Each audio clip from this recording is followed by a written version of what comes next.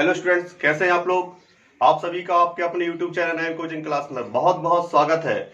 हम इस वीडियो में पढ़ेंगे क्लास 9th की एक्सरसाइज 1.1। इसके पहले मैंने आपको 9th क्लास की एक वीडियो अपलोड कर दी बेटा। उसमें आपने इस चैप्टर फर्स्ट का नंबर सिस्टम संख्या पद्धति का बेसिक आपने समझा होगा। यदि अभी तक आपको उसने वीडियो नहीं देखी है तो जाके सबसे पहले उस वीडियो को देख लेना। वहां समझ जाएंगे कि नंबर सिस्टम में कौन कौन सी संख्याएं आती हैं। मैंने आपको बेहतर तरीके से वहां पर आपको संख्याओं के प्रकार बताए हैं, नाम भी बताए हैं, उन्हें काय से प्रदर्शित करते हैं वो भी आपको वहां बताया है।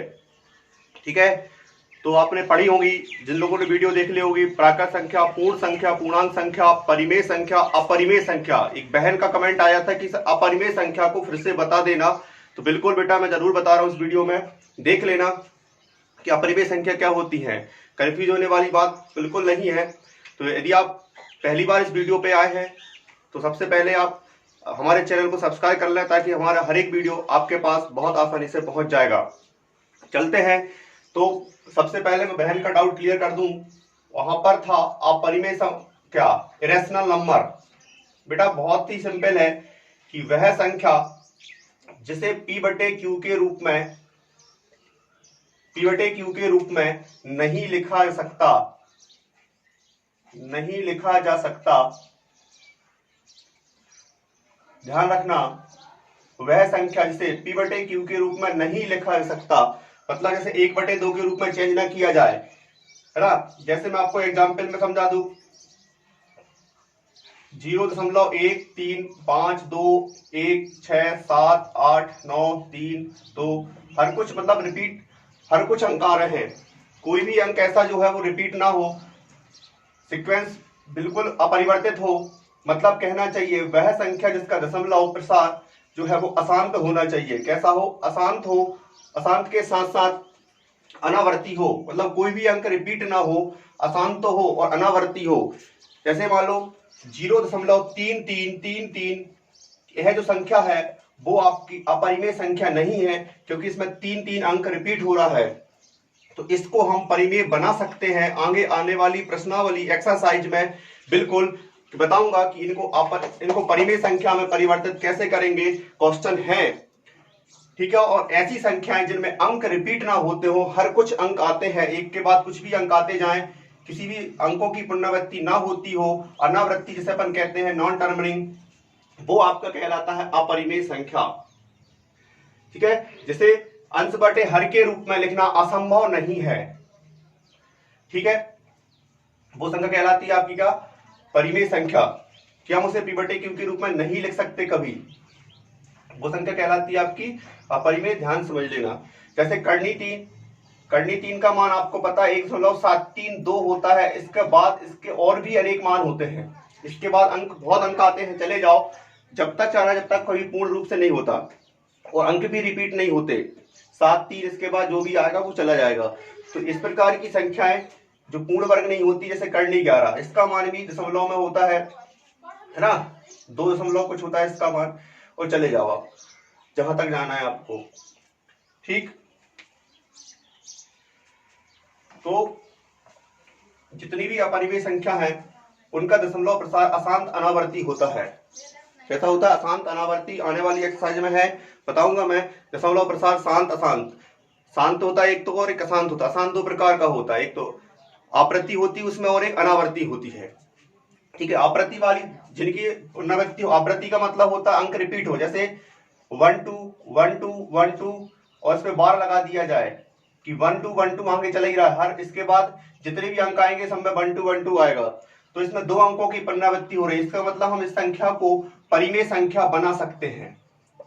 इसका दशमलव प्रसार है तो अशांत, अशांत के साथ साथ आवृत्ति है कि रिपीट हो रहा है। बट ऐसी संख्या जिनका दशमलव प्रसार कैसा हो? अशांत हो और अनावर्ती हो, कोई भी अंक रिपीट ना होता हो, तो वो संख्या कहलाएगी आपकी क्या? अपरिमेय संख्या। जिनको परिमेय संख्या के रूप में परिवर्तित नहीं किया सकता वो संख्या कहलाती है अपरिमेय संख्या। चलते हैं अपन एक्सरसाइज 1.1 पर। तो ध्यान से देखना, बहुत अच्छे क्वेश्चन है। पहला क्वेश्चन आपका है, क्या 0 एक परिमेय संख्या है? क्या 0 एक परिमेय संख्या है? यदि है तो इसे P बटे Q के रूप में लिखा जा सकता है क्या? वो हमसे पूछ रहे हैं यदि ये परिमेय संख्या है 0 तो क्या इसे P बटे Q के रूप में लिखा जा सकता है? और यहाँ पर P और Q पूर्णांक है और यहाँ पे Q is not equal to 0। ये आपके क्वेश्चन की लैंग्वेज थी जो मैंने आपको बता दी। क्या 0 एक परिमेय संख्या है? यदि है तो उसे P बटे Q के रूप में लिखा सकता है। P और Q क्या है? पूर्णांक है और Q काय के बराबर नहीं होना चाहिए, 0 के बराबर नहीं होना चाहिए, यहाँ पर हमारा क्वेश्चन कह रहा है। तो सिंपल है, बिल्कुल कह दो, उसके हल में लिख देंगे हाँ शून्य एक परिमेय संख्या है। बहुत सिंपल है बेटा, इतना ही लिखना है, शून्य एक परिमेय संख्या है। क्योंकि उसको जब लिखेंगे अपन 0/1, 0/2, 0/3 के रूप में, ऐसे नाना प्रकार अनेक संख्याओं के रूप में अपन लिख सकते हैं। 0 के बटे में कोई भी संख्या लिख दो, परिमेय संख्या बन जाएगी। और माना भी जाता है किसी भी संख्या के बटे में कोई संख्या नहीं होती, कितनी मानी जाती है? 1 मानी जाती है। और हम 0 के बटे में 2 भी लिख सकते हैं, क्योंकि किसी 0 के बटे में कोई भी संख्या जाए उसका मान 0 ही होता है ना। हर संख्या के बटे में लिख सकते हैं, जैसे 5 लिखा, 5 के बटे में 1 ही मानना पड़ेगा, पर 0 के बटे में अपन 2 भी लिख सकते हैं, क्योंकि 0 के बटे में कोई भी संख्या आती है अपॉन में तो वो संख्या 0 ही मानी जाती है। ठीक है, तो यहाँ पर बेटा हाँ शून्य एक परिमेय संख्या है, क्योंकि अपॉन में संख्या उसके कुछ नहीं है तो कितना माना जाएगा? 1 मान लिया जाएगा, 2 मान लो, 3 लिख लो, कुछ नहीं, क्योंकि शून्य है इसलिए लिख सकते हैं 2, 3। तो हाँ शून्य एक परिमेय संख्या है, क्योंकि इसे P बटे Q के रूप में लिखा जा सकता है। यहाँ पर काय के रूप में लिखा जा सकता है? P बटे Q के रूप में लिखा जा सकता है। आपका ऊपर का P हो जाएगा, नीचे का Q हो जाएगा। और यहाँ पे Q शून्य भी नहीं है, Q काय के बराबर भी नहीं है, शून्य के बराबर भी नहीं है, 0/0 लिख देना, है ना, क्योंकि किसी भी संख्या के बटे में कुछ नहीं होता, 1 ही माना जाता है।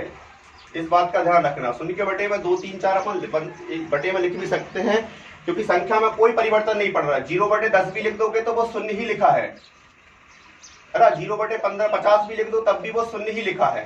तो इसलिए यहाँ पे अपन एग्जाम्पल में 2-3 संख्या दे सकते हैं। हाँ शून्य एक परिमेय संख्या है, क्योंकि उसे P बटे Q के रूप में लिखा जा सकता है। इस बात का ध्यान रखना है, इसका आंसर देना है आपको। ठीक, अब इसके बाद आपका सेकंड क्वेश्चन, इसको कर लेना, नोट डाउन, नोट जरूर कर लेना बच्चे। फिर सेकंड क्वेश्चन है 3 और 4 के बीच की 6 परिमेय संख्या ज्ञात कीजिए।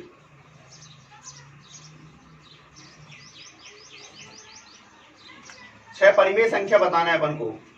3 और 4 के बीच में 6 परिमेय संख्या बता दूं तो यहां से एक ऑब्जेक्ट तैयार होता है। बहुत ध्यान से सुनना, लिख लेना। आप जब क्वार्टरली, हाफ ईयरली और फाइनल एग्जाम देंगे तो कहीं ना कहीं वहां पूछा जाता है। ठीक है, क्या कि 2 परिमेय संख्याओं के बीच में, 2 परिमेय संख्याओं के बीच में कितनी परिमेय संख्या होती है? 2 परिमेय संख्याओं के बीच में, ये आपके कहीं भी पूछ सकता है, ऐसा नहीं है कि 9th में, आप हर क्लास में काम पढ़ सकता है आपको। 2 परिमेय संख्याओं के बीच में अनेक परिमेय संख्या होती है, अनेक परिमेय संख्या होती है। ये आपका ऑब्जेक्ट भी है, साथ साथ में आप ये ऑब्जेक्ट भी कवर करते जा रहे हैं, ताकि आप इनको अलग से नोट डाउन करते जाना और तैयार। 2 परिमेय संख्याओं के बीच में क्या होती? अनेक परिमेय संख्या होती है। ठीक है, यहां पर तो 6 कही है उसने, वो 1000 भी कहेगा तो 1000 भी निकल आएंगी, 10 कहेगा 10 निकल आएंगी, 100 कहेगा 100 निकल आएंगी। तो इसलिए कहते हैं कि 2 परिमेय संख्याओं के बीच में अनेक परिमेय संख्या होती है। यदि अपरिमेय है, 2 अपरिमेय संख्याओं के बीच में भी अनेक अपरिमेय संख्या होती है। तो उसमें भी वो, यदि अपरिमेय का पूछ ले कि 2 अपरिमेय संख्याओं के बीच में कितनी अपरिमेय होंगी, तो उसमें भी अनेक ही अपरिमेय होती है। तो इसके जैसा वो भी लिख लेना आप। चलते हैं अपन 6 संख्या निकालते हैं 3 और 4 के बीच में।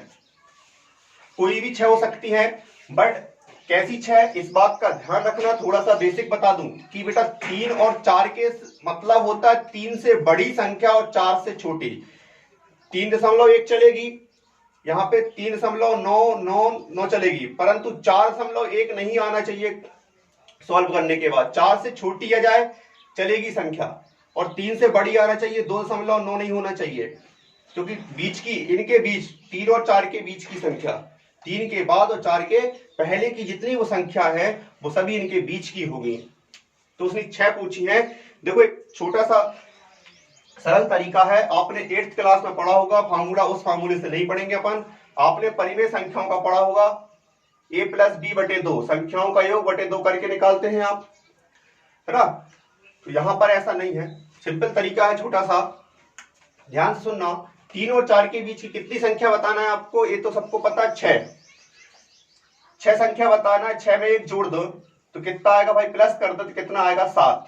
आई बात समझ में। जितनी संख्या पूछी है उसका एक अधिक लेना है। चाहे यहाँ पे 8 पूछता तो यहाँ पे मैं 9 लेता, 10 पूछता तो मैं यहाँ पे 11 लेता। उसने 6 पूछी है तो अपन कितना लेंगे भाई, 7 लेंगे। 6 और एक अधिक करना है। यदि वो कहता 5 संख्या बताइए, 5 परिमेय बताइए, तो अपन एक अधिक लेते, 5 से कितना कर देते, अपन 6 कर देते। तो ध्यान से देखना, यहाँ पर 3 के अपोन में कुछ नहीं है, हमने कितना किया 7/7 और 4/1 7/7। ठीक है, यहां पर ये आपको करना है क्या, अपोन में कुछ नहीं है तो एक लिख लेंगे। जितनी परिमेय संख्या पूछी है उसका एक अधिक लेकर इन दोनों के अंश व हर में ऊपर व नीचे गुणा करना है आपको। जितनी संख्या पूछी है उसका एक अधिक, ध्यान से सुन लेना बेटा, जब भी परिमेय संख्या निकालने की बारी आई तो इसी से करना, क्योंकि वो आपका जो माध्यम फार्मूले वाला वो बहुत देर से पड़ता है।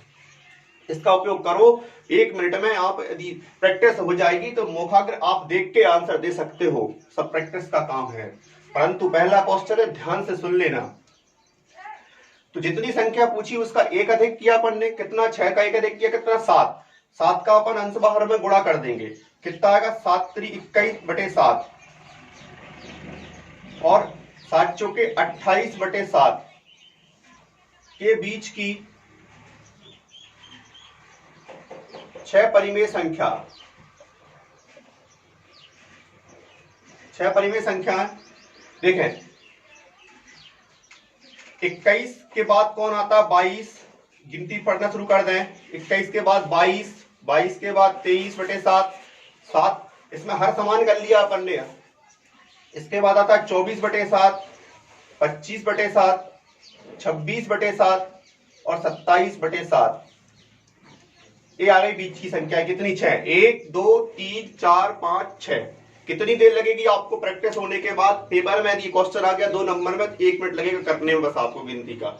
3 और 4 के बीच की 6 परिमेय संख्याएं उठा के 6 से एक अधिक, तुरंत मन में आ गया कि 6 और 1 7 होता है। 7 का यहाँ पे अंश बाहर में गुणा कर दो ऊपर नीचे संख्या के, तो आपका जो हर है वो सेम हो जाएगा। 7 × 21, 7 × 7, 7 चौके 28/7। 21 के बाद कौन आता है 22, शुरू हो जाओ, और जितनी संख्या पूछी है उतने ही यहाँ पे बीच में गैप मिलेगा आपको। 21 से 28 के बीच में 6 संख्या आ सकती है, ऐसा बहुत सी लेंगे अपन, परंतु अपन ने जो 6 किया है वो 6 ही आएंगे। 22/7, 23/7, 24/7, 25/7, 26/7, 27/7, 28/7 है ही, 6 करना था, ये आ गए 6। ठीक, तो इसका स्क्रीनशॉट ले लेना, नोट डाउन कर लेना। इसका एक और थर्ड क्वेश्चन है, ऐसा ही है, बताता हूं मैं आपको। देखिए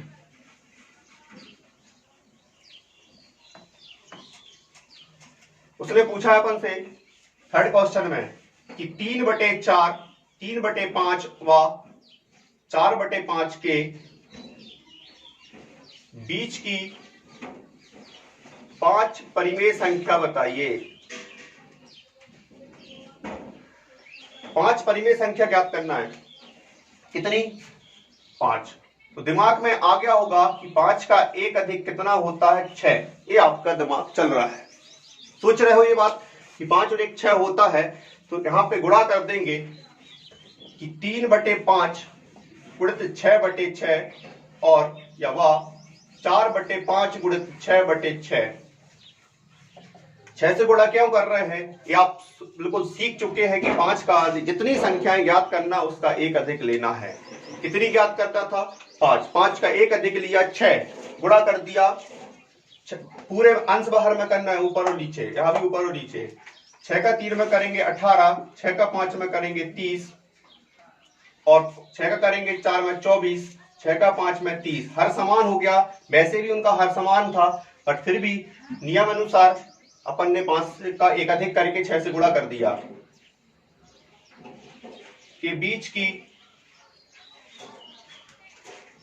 5 परिमेय संख्याएं, 5 परिमेय संख्या 18 के बाद कौन आता है? 19/30, 20/30, 21/30, 22/30 और 23/30। 23 के बाद कौन आ गया? 24। तो 5 हो गई, 1 2 3 4 5, बिल्कुल करेक्ट निकलेगी। आप जितनी भी संख्या बदल के देख लो, एग्जाम्पल में क्वेश्चन से करके देख लो, अपने मन से और संख्या ले लो, प्रैक्टिस जरूर कर लो, तो जितनी आप चाहोगे उतनी ही निकलेंगी। 19/30, 20/30, हाँ, यदि कोई संख्या कट रही है तो उसे बिल्कुल आप या करके काट के लिख सकते हो, ठीक है।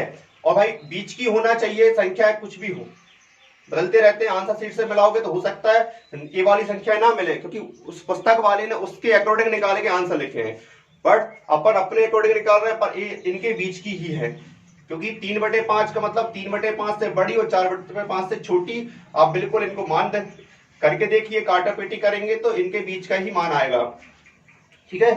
तो यदि आप चाहें तो या करके इसका, और 19/30 तो कटेगा नहीं, इसको काट सकते हैं, 2/3 आएगा, इसे 3 से काट दो 10 बार, 7 1 का 10, 7/10 आएगा।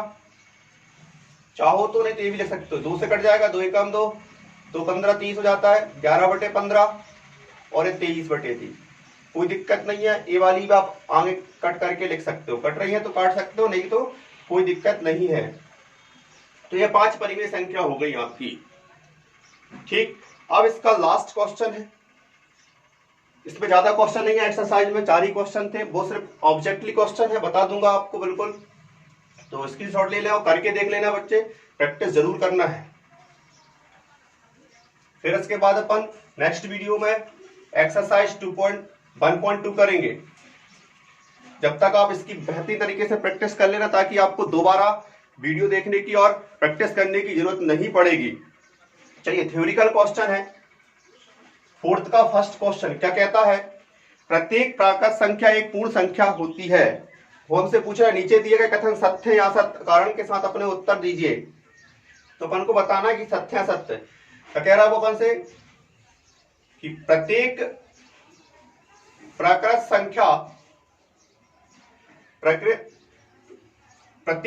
संख्या एक पूर्ण संख्या होती है। तो कल आपने जब वीडियो देखी होगी तो सबसे पहला टॉपिक आता है आपका नेचुरल नंबर, प्राकृत संख्या का आता है। और प्राकृत संख्या में यदि शून्य को शामिल कर दिया जाता है, समझ में आ रहा है कुछ? कि प्राकृत संख्या में यदि शून्य को शामिल कर दिया जाए तो वो पूर्ण संख्या बन जाती है। क्या संख्या बन जाती है? तो वो कहना प्रत्येक प्राकृत संख्या पूर्ण संख्या होती है। तो भाई 1 2 3 4 5 6 7 ये जो है वो सब प्राकृत हैं, और 0 हो गई तो प्राकृत है, 0 शामिल कर दी तो इसके बाद क्या बन गया? ये पूर्ण बन गया। पूर्ण बन गया तो इसका मतलब क्या होगा? यह कथन क्या है? सत्य है कि हाँ, प्रत्येक प्राकृत संख्या एक पूर्ण संख्या होती है। समझ आ रही बात? कारण लिख लेना कि हाँ, प्रत्येक प्राकृत संख्या पूर्ण संख्या है, ठीक। क्योंकि पूर्ण संख्या में प्रत्येक प्राकृत संख्या शामिल होती है। तो यह कथन क्या है? सत्य है।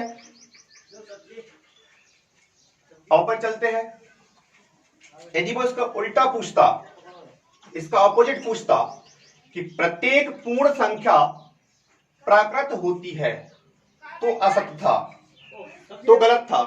कैसा था?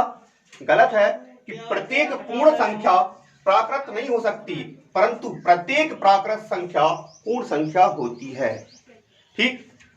याद रखना, आपके एग्जाम में आते हैं, ट्रू एंड फॉल्स में जाता है, या आपका ऑब्जेक्ट में भी जाता है कि प्राकृत संख्या मतलब उस तरीके से पूछ सकता है, जी आप पढ़ के गए हैं तो आपसे बनेगा। चलिए, अब इसका जो 4th का सेकंड है, प्रत्येक पूर्णांक एक पूर्ण संख्या होती है। प्रत्येक पूर्णांक एक पूर्ण संख्या होती है। अब इसको विचार करिए, आप सोचिए, यदि आपने वीडियो देखा है तो प्रत्येक पूर्णांक एक पूर्ण संख्या होती है, वो हमसे पूछ रहा है। तो प्रत्येक जो पूर्णांक है, पूर्णांक में तो भाई माइनस की संख्या भी आती है और 0, 1, 2, 3 भी आती है, प्लस की भी आती है। बताया था मैंने आपको कि माइनस और प्लस और शून्य मिलकर जो समूह बनता है वो आपका पूर्णांक संख्या होता है। तो और पूर्ण संख्या जो होती है, बहुत ध्यान से समझना, ये समझ में बारीकी से थोड़ा देर लगता है।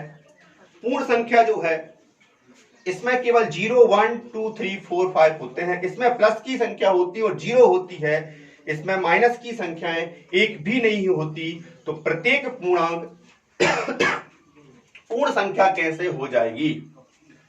प्रत्येक पूर्णांक जो है वो पूर्ण संख्या नहीं होती। तो आपका आंसर होगा असत्य है कथन, क्योंकि प्रत्येक पूर्णांक संख्या पूर्ण संख्या नहीं होती, क्योंकि पूर्ण संख्या में माइनस की संख्याएं नहीं आती, ऋणात्मक संख्याएं शामिल नहीं होती, इसलिए ये पूर्णांक जो है वो पूर्ण संख्या नहीं हो सकती। अब आगे देखते हैं आपका थर्ड वाला। तो पहला कथन आपका सत्य है, दूसरा आपका असत्य है, थर्ड वाला देखते हैं। क्या कह रहा है? प्रत्येक परिमेय संख्या एक पूर्ण संख्या है। प्रत्येक परिमेय संख्या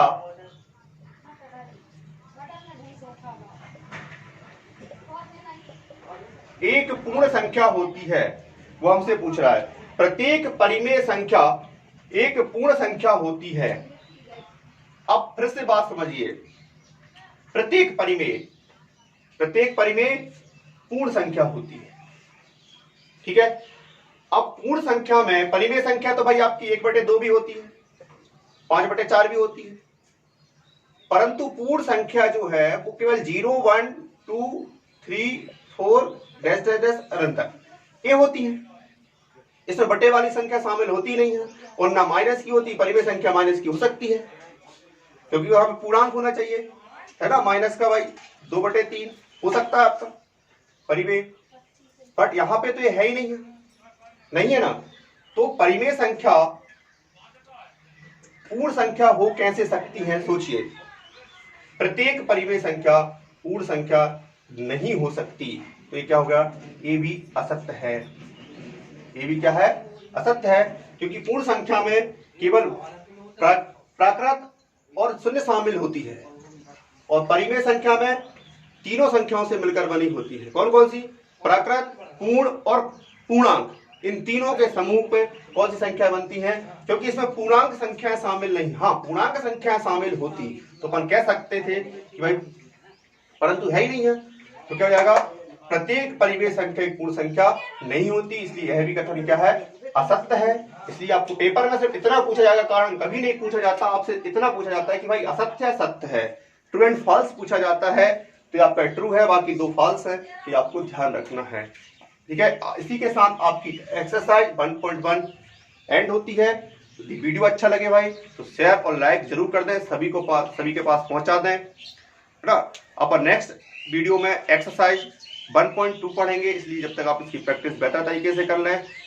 मिलते हैं नेक्स्ट वीडियो में।